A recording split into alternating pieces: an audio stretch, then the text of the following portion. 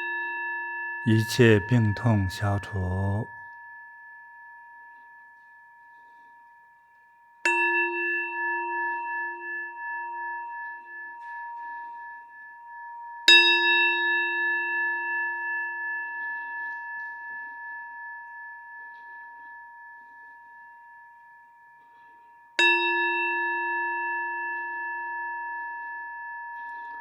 一切病痛消除，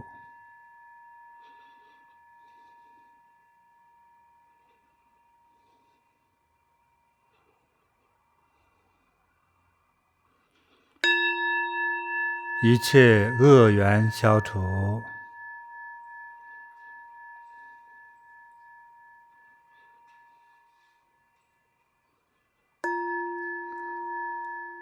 一切烦恼消除，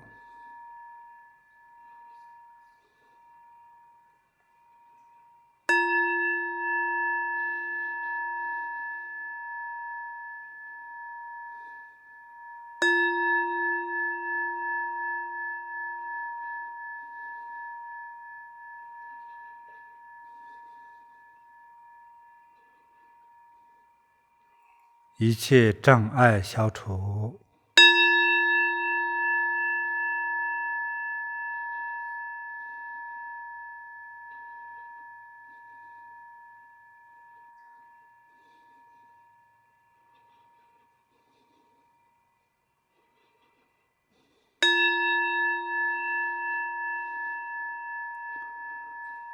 愿大家如意吉祥。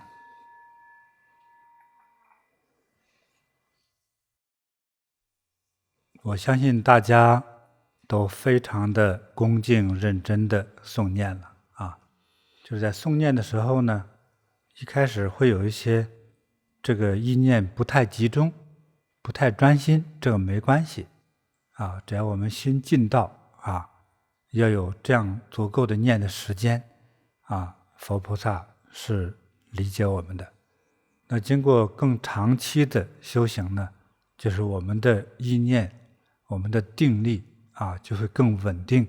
刚开始做功诵念的时候，会是这样，就是杂念妄想比较多，但是啊，效果还是会出来的。通过诵念，发出我们真诚祈请的心，那佛菩萨、地藏王菩萨帮我们消除。在关键时候念几句地藏王菩萨名号或者咒语，直传达到地藏王菩萨的心里去，那我们的恶业就消除了，这个一切就顺畅了，所有的美好的愿望都能达成，无论是健康方面、事业的、情感的、学业的，找好工作的也都能达成。刚才诵念的时候，有好几项我都感受到佛菩萨加持我们大家，那有好几个愿望是可以达成的啊！只要你的真心发出来，就没有了障碍。真正受益，而不在于说我的身体感觉到凉了、麻了，还有什么瞌睡呀，这些仅仅是一个小小感应。要更大的受益，首先让我们不堕恶道，消这个大业，这个大业不得了啊！尤其是最明显的哈，就是我们去世的长辈亲人，你能感受到或者梦到他在那面是不好的。经过我们诵念之后，再过些天呢，你会收到他的讯息啊，你能看到他特别吉祥自在，或者是看到他上去了，就会有这样美好的景象会出现的，这才是不得了的。那这种不得了，在我们人间有什么体会呢？如果做得更好的话，我们一切都更加顺畅，人生更加幸福啊，甚至更加富贵吉祥啊，说这些都会体现出来。当然，从修行角度来说，最理想的就是我们觉悟啊，我们获得圆满智慧。那么说觉悟和智慧这个概念，如果用于青年人呢，用于我们的读书、创业，用于事业，那是更好，来体现我们人生智慧啊，让我们人生活得更好一点。师父好，怎么样能从无间地狱里解脱出来？从这个本来按照规律来说，到无间地狱啊，就有点类似人间的无期徒刑，啊，你没有时间出来，永远关在里头。但是我记得经典里是这样说哈，有这样一位婆罗门家的女孩，她家的姑娘，这个姑娘呢，她在过去世积下了很多善根，做过很多有功德有道德的事情。可是妈妈呢，偶尔有时候升起一丝善念，对吧？多数的时候是不信，并且还经常诽谤，不但不恭敬，还说坏话。哎，这个就不好了啊！他的妈妈为什么下无间地狱呢？就是诽谤佛。哎，这个就是大罪。这个女儿呢，她就相信佛，相信佛所说的一切真理，那就是真理啊！我叫信受奉行，这个是缘分哈。就像包括人和人一见面，有的时候，哎，我就看你很顺眼，我们来做朋友吧，哎，就很开心，对不对？我说这个感觉好像回到6、7岁的感觉哈。其实6、7岁的孩子彼此之间和17、18岁、20、30岁的人都一样，都有的看了一看就是很有缘。哎，我觉得来吧，我们做朋友吧。是不是有一些哎，我才不跟你做朋友。很多孩子也不会回避说我讨厌你。他有时一见面就是觉得，就不知道哪2个弦就没合到一起，就觉得玩不到一起，说不到一起，爱好也不同，就听你说话都觉得好烦人。所以人和人都有这样的叫做一种，现代人把它称为叫眼缘。那么就是人当去信仰来的时候有佛的时代，我们信佛，同样我们2个人或我们几个人，哎，有的人说我乐意信受奉行，就你说了我就信。你看，就有说你说死我都不信，就是他妈就是不信。可是这个女儿呢，就是我就深信不疑。哎，佛说的正是我要的，那是最好的，我一定乐意接受。所以就是因为他有这样的一种信，我觉得这个信呢，我们在刨根挖底的时候发现他这种信来自于他过去世的功德，他做了近似的行为。比如你倡导善良，其实我也喜欢善良，而且我也经常在帮人，对不对？当累积了他的这种喜欢帮人的这种习惯之后呢，所以有一世又成为人的时候，成为这个女孩的时候，佛一说的时候，喜欢，我喜欢，就是正好就和自己的内心合拍了，所以就乐意相信佛。妈妈不信还诽谤，女儿深信不疑，还是发心供佛，还要修行所有的佛陀的教化，她就认真去遵从。所以这位婆罗门女，就是婆罗门家的这位女儿呢，因为有这样的大善根信受奉行。刚才咱们不是讲为什么能把这个母亲从无间地狱救出来呢？因为她的信是非常坚定的，因为有了这样的坚定的信，其实已经有护法神在护着她了。今天你坚定的信虽然是刚出的开始，但是可能你就是未来的佛菩萨。每个人都是有这个希望的，对，所以他当有了这个坚信的信心之后，天上的神灵自然护佑着他，因此呢，他又等他母亲又是到地狱受苦，他母亲做了那些坏事嘛，诽谤佛法僧是吧？肯定下无间地狱，所以他忧虑母亲呐，为救母亲出苦海。所以呢，婆罗门女呢，在这个时候，因为她有这样的一个深信的根基，又发了这样大的心将她的最贵重的这个宅子都给卖了，来供养佛法僧佛陀就帮她处理解决化解他们过去形成业力当中的负能量、怨气、恶气，才协助将他的母亲从无间地狱救出来，而往生，将他送到了这个天国。所以他这种坚信的本身，古代称为叫勇猛。勇猛精进。你说的话，你知道的方向，我就照着去行，照着去做，我坚决不回头，不给自己留后路，是不是啊？这是绝对的坚信不疑，是吧？他的信愿行都是像打铁一样啊，就实实在在的就真去做，所以他救母亲的这个效率是多么高呢？你看，本来是吧，在无间地狱了，哎，结果给弄天堂去了。那我觉得像这位妈妈来说的话，就是来成就地藏王菩萨的。就是我这么不信，我也这么恶，哎，可是你呢就诚信，对不对？但是我多么不好，我是你妈，我就掉进了无间地狱之后，我看你干些啥。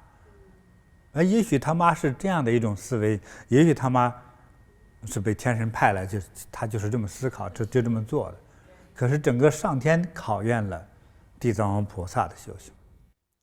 妈妈无论多么不好，还是生我养我的恩人，所以他受罪我不能不管了，因为这样的人他将来能成佛成菩萨呀。但事实如此啊，对不对？他就是未来的地藏王菩萨呀，就是这样子的。地藏王菩萨其实已经成佛了，所以当他的意念想到你这个人的时候，你就开始吉祥了。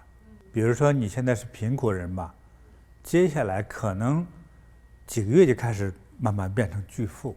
就是一个人动自己的智慧去赚钱是比较难的，而佛菩萨上天赐给你财富的时候，那真的是那躲都躲不过去，你就必然成为一个巨富。佛陀他的境界和他存在的那个状态就几乎等于是协助主宰着宇宙的状态，它是这样一种巨大的状态，它有巨大的慈悲，它是创造，确切说是创造极乐世界的人。比如说人世间不是他创造的，但是极乐世界的天国是他创造的。怎么创造？就是他慈悲的意念创造出来的。那么佛能创造这样一个绝对完美美好的世界，那么他的生命状态是多么的叫做无法想象的巨大呢？所以当这样的又是佛又是个巨神的创造之神的这样的生命，你去认真的和他去相应，去供奉他，向他去学习的时候，那这个也就是说，他想让你富贵呀，想让把你母亲从18层地狱救出来呀，是吧？等等，那都太容易了。还有佛陀在若干世的他的生命之中救度众生无边无量，超过印度恒河的沙子1000万倍，根本无边无量的众生，这份功德的话太巨大了。所以当这份功德去解除一个人他的过去的业的时候，那太容易了，随便捡一块沙子你变成富人了。那么佛不是富不富的问题，而是无限的慈悲，无量的慈悲。所以他这个慈悲的这个能量，就帮助我们有罪的人化解了我们过去的罪业，你才能脱离地狱。人为何会时常犯错呢？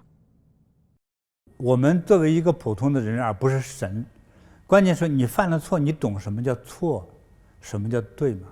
这个一念之间就是天地之差呀，生死差别呀，所以意念特别重要，所以我们的起心动念特别的重要。所有的伤害无非都是来自于什么呢？我们精神中的五毒。精神中的五毒就是贪、嗔、痴、慢、疑。最容易理解的是什么？就是贪婪贪财、贪色、贪嘴贪的是身体的舒适感，是吧？贪的是香甜，咱别说到地狱了，是吧？你看多少小姑娘喜欢吃个奶油蛋糕，对不对？因为吃身材奶油蛋糕，所以你所有的贪婪一旦过度，就是适当有一点贪心的感觉是叫基本需求，当一旦过度之后，就往往就是形成的伤害。先是给自己的身体也带来伤害，关键是给其他的众生带来了巨大的伤害。还有没有嫉妒心？尤其是和你类似的人好了，是吧？和你读书同样的人，有些同样年龄的人考上好的大学了，你嫉不嫉妒？从女人来说，说原来我这个邻居啊，是我小妹而已，丑小鸭，黑不拉几。一长大之后亭亭玉立，真的美，人见人夸，人见人爱。长得好还算罢了，就考试还比我高30分，更让我生气了，对不对？生气之后的结果呢？有些人下狠手啊。这为什么说有时候你得那个病就怪你得那个病没人治得了呢？有很多时候是与杀生，还有不一定是直白的杀生，骗人、伤害、嫉妒啊、两说是非啊、不孝父母、不敬，包括结了婚的对方的父母，一样的罪过。这个罪过让你在活着的时候，你活着的时候肯定没有地狱嘛哈，但是会让你会有的时候就提前出现惩罚的现象。所以我说，我们的精神世界内心的这个五毒如果不除的话，你能没有罪吗？因为对于在于从神的角度来看人哈，小时候偷铅笔和橡皮，大了敢撬银行偷汽车呀，知道吗？小时候什么打蝴蝶灭蚂蚁，长大之后就敢绑票杀人，因为它会让你怕的是你成为一种习惯，是这样的。这佛教育我们要形成一种新的慈悲善良的思维习惯，这是佛的真正教化。做善事能否抵消因无知犯下的过错呢？原则上是能抵的，原则上能抵哈。再比如说哈，在我读故事的时候呢，就是读到一个古代有个官员，那么他呢那个地区啊特别容易干旱，那么他呢向上朝廷向皇上要银子啊拨钱啊，也动员本地的农民哈帮着一起，因为他对水利工程特别有研究啊，应该这里修个水库，他把多余这个水呢，我就把它积累存起来。等干旱需要浇庄稼的时候呢，我就放开闸门呢，农民就浇地，这样保证农民丰收。但是过去这个施工能力和经验都不足啊，那个山洪爆发起来怎么那么严重？结果他们修的水库，水积累到下了10天雨之后给崩塌了，一下就淹死了100多万人口。哎呀，这皇帝气的时候，我是杀了你，他说你杀我没用，我是好心的。皇帝知道你是个好心。皇帝说怎么弥补呢？说你把我抓起来之后，我就浪费了我了。那你应该是再拨点银子，再让我把它修起来。皇帝经过众多官员一讨论，说这个事儿是对的，到这个好项目啊，但是这次要改这个怎么样？这次给冲开的，结果那个坝堤呢太松软太薄，所以这一次一加厚，而且它的质量要加好，还容易漏洞的地方都提前做好预防。这一下就给修好了，这次修的特别牢固，固若金汤。那么接下来让它光彩的时候又来了，就出彩的时候来了，连着3年干旱，幸亏这个水库积的水啊，给它周围的县啊都放水浇地。这3个干旱的县比旁边的县要富裕多了，他们都挨饿，这个县还有粮食吃，就丰收了。就又多救了100多万，他救了300-400万人。这个功课过呢，除了得到皇帝嘉奖之外，等他死了之后，阎王爷就判他啊，说你淹死了100多万人。说阎王爷，我还救了很多人啊，说那怎么判呢？这样吧，但是因为你的心是好的，你是为了救众生，但是你确实因为不是一个水利的专家。也毕竟死了那么多人，所以得关几年，先关你在地府的3年，之后上升到天堂，你救了那么多的人啊，所以这个判决还特别好。所以在地狱关3年，完了之后荣耀的化了一道光，上天堂去了，就是就成为天人。但是修佛法哈，换句说解决的方法修佛法往往有的时候本来应该关的那个时间还可以给你减免掉，是不是？发心不错，为啥修佛？难道说佛也走过后门要偏激吗？不是，因为修了佛这个人就变成绝对慈悲的人，从此再也不会伤害了。所以修佛者特别容易达到减免。做一个慈悲的人、好人，还为你过去伤害过的众生去点灯啊，做功德呀，求佛光普照。他们解脱不怨你，你才能升华。他们在那都在念你的紧箍咒，都在骂你，都在诅咒你，能不把你抓进地狱吗？因为很多人就说我没有杀过人，还没有害过人，但是你在人家诅咒的时候，你斤斤计较的时候，就是伤害了之后，你自己没以为像人间重罪的那种，说我绑票杀人之类的，你当然没做那个，但是你平时的伤害，你是没有当作是伤害。所以真正的就是我们要能够解脱一定要学着有个入手处一定要叫悔过。悔过的概念是什么？就像忏悔的感觉承认我错了。第二个就是以后不再犯还要要求自己不再犯，要这样子。还要对活着的人，比如你伤害过的人，你还要给人道歉。道歉之后说你还要比如说节日给个礼物呀，看望过年的红包等等，你要有人情礼节上求得人家的理解与宽容，要这样子，知道吗？所以就是哪怕脾气再大的人也不会打那个笑脸送礼的，是不是一般都不乐意惩罚来道歉的人，知道吗？有礼有节道歉的人一般都会原谅你的。如何弥补诈骗的罪过？如果你诈骗这个钱财嘛，同时诈骗就是钱财诈骗钱财你一分不能留，因为你已经花掉挥霍了一部分你一定要把它，一个是还给过去的被骗的这些失主，这些受害者，要还给他们。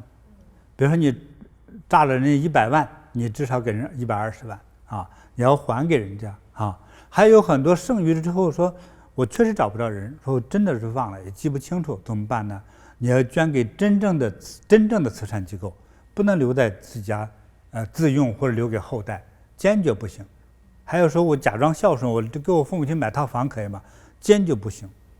你给他买那套房还不如修个坟好，真的非常麻烦，那是非常的不吉祥。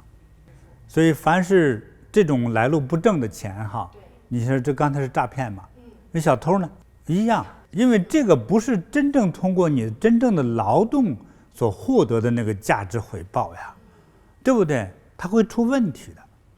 所以你也把这个钱，一个是还回去，一个是捐出来，不能留的结果会是祸害。这个就是非得做这个慈善的功德行为很多内容比如说先是有了忏悔在佛前点灯这个道场修建要供养哪里有大灾难的时候，你要出钱出力买东西去救济穷人甚至是到一些这个无依无靠的孤独老人那里去买吃的，去帮着伺候当自己亲爹娘去伺候等等的，这都是在给你做功德，都在消业对，这个是特别吉祥的。怎样做才能得到往生者的谅解？我们作为普通众生往往有很多伤害，有很多是不是直白的伤害。我们刚才举例来说，比如说一个不懂事的媳妇和婆婆吵架，这婆婆给气死了，完了她老公骂她，她说你看我骂别人也没气死，我骂我领导才没气死，你看你妈就是抵抗力不足，而且身体不太好，心脏不太好，一生气背过气儿去了，结果没救过来就死了。他就是怨他这个是他身体不好原因，不是我骂的。但事实上呢，如果你不骂，人能活到99，结果你一骂，结果65就死了，到了阎罗王那儿去，当入无间地狱。以小犯上，不管打死他、气死他还是骗死他，一样入无间地狱。凡是入无间地狱重罪者，通常还会有点叫什么呢？叫做株连九族。不一定把你九族人都给杀了，但是都受连累，尤其是你的后代。我们之前就讲过哈，如果作为父母亲到了地狱道之中，在那深受折磨的，关在地狱的监狱之中的时候那你的后代不吉祥，就会出问题，而且特别容易夭折呀等等的那些大麻烦就会产生，所以它会连带给你的与你有血缘关系和你在一起过日子的人，血缘和情缘的人都会受连累。你要做大功德，要为他点灯念佛，是不是甚至是塑佛金身等等的，你要替他做那功德，他才不抱怨你。还有呢，家里头供奉和抽空诵读地藏经，本身都是给你增长威力智慧，也辟邪气的是这样的哈。所以我设计的这个书呢，就是特别方便于就是阅读和带在装在包包里，在哪里抽空去阅读哈。除了自己阅读和镇宅之外呢，还收藏之外，就是建议你呢，将来你要能够推荐让别人读，这个功德就大了。这是度人的功德能够劝人读地藏经，那这个功德是巨大的。就是说可能我们欠那个债就还的就快了所以度人学佛，度人读经，度人行善，还度人上网来听我讲课，我觉得这都是功德巨大呀。所以你要好好的你自己，还要请你的甚至不太顺心的孩子亲戚，还有你的好朋友，让他们来听现在地藏王菩萨给我们讲清楚了，佛给我们指了这条明路，所以我们就深信不疑，照着去做就可以了，好吧？我们就能得解脱。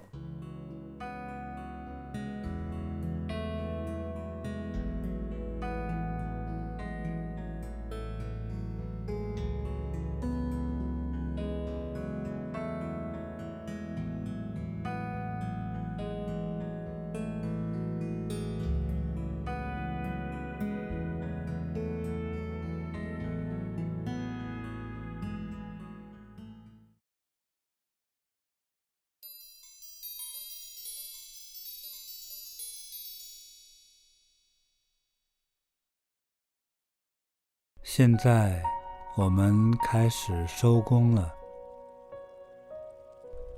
搓搓手，把手搓热、搓烫，搓搓脸，双手从下巴到额头，再到脸颊，似哀非哀。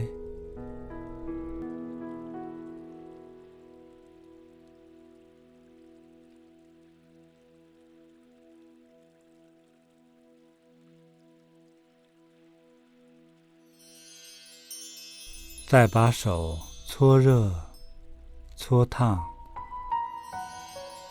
干梳头，将食指岔开，指肚适当的用力，手指从前发际梳理到后发际，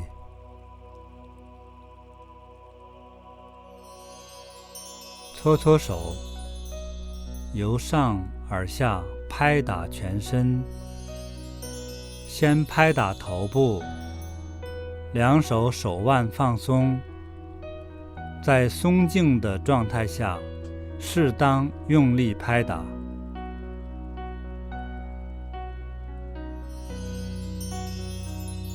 拍打左肩，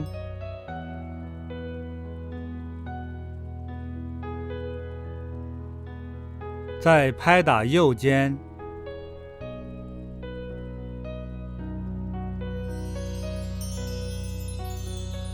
接着拍打前胸，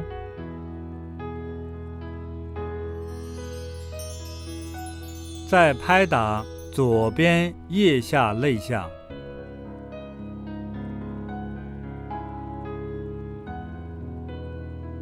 换右侧，拍打右边腋下肋下。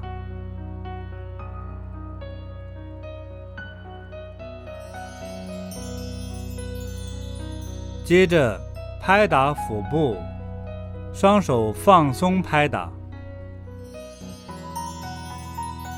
慢慢起身，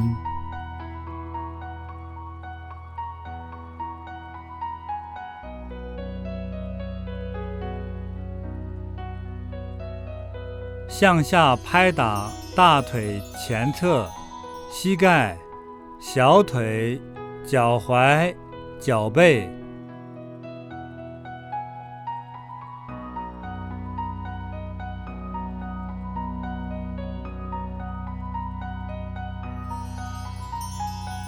轻轻拍打后腰，往下拍打臀部，按顺序再向下拍打大腿后侧、膝盖后侧、小腿后侧、脚踝、脚跟。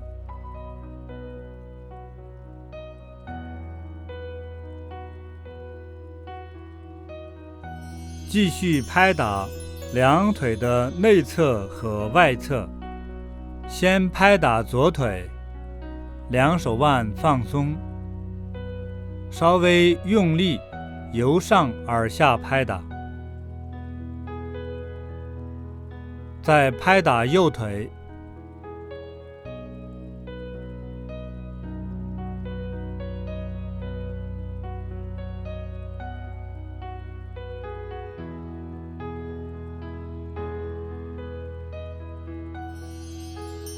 继续拍打两手臂，先拍打左手臂，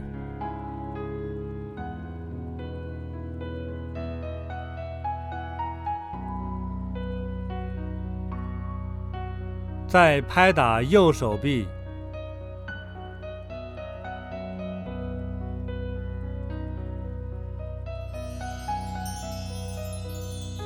全身拍打完之后，搓搓手，再轻轻地按摩全身，双手似哀非哀，观想，将我们刚刚拍打出来的灰尘轻轻扫掉，扫除烦恼，我们变得健康快乐。同时意念收收收。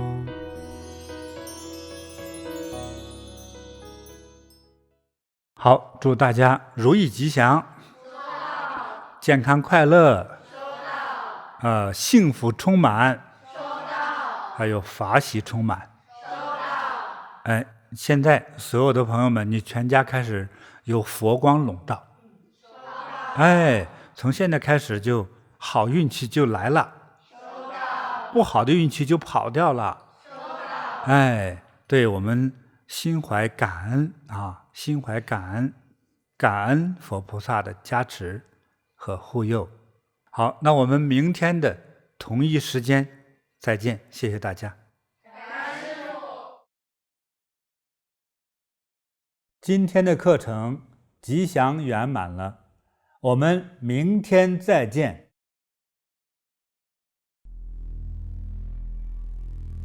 农历7月15是佛教中重大的节日盂兰盆节，又称为佛欢喜日，是超度祖先、普度亡灵的殊胜节日。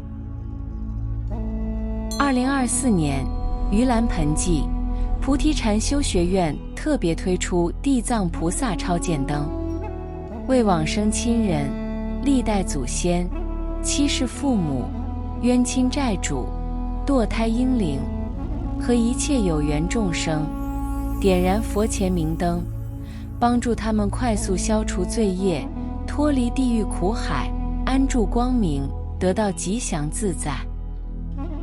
供灯报名现已开放，欢迎到菩提禅修学院网站 www.puticollege.com，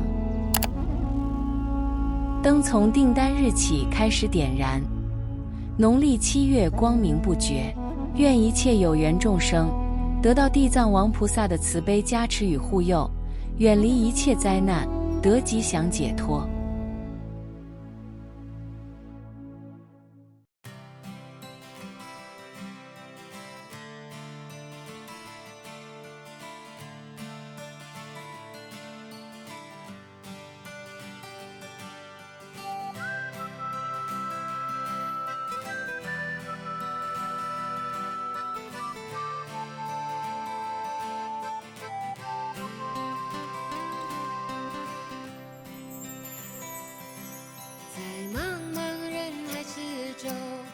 我与您相遇，小小的红点里，人生就此欢喜。我快乐了，我健康了，我幸福了，我美丽了。